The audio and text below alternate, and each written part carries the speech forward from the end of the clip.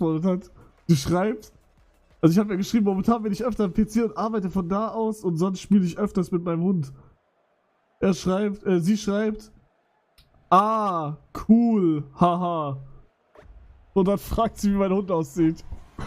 Ich glaube, das war jetzt nicht die Berger-Antwort der Berger-Antworten.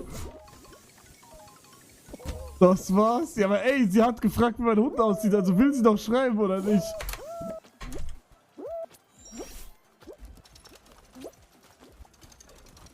Ich bin ein Macher.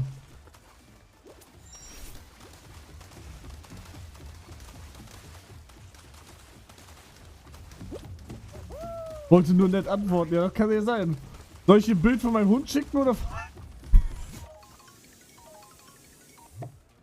oder von meinem Schwanz? War Joke, das macht man nicht, das ist weird, Champ.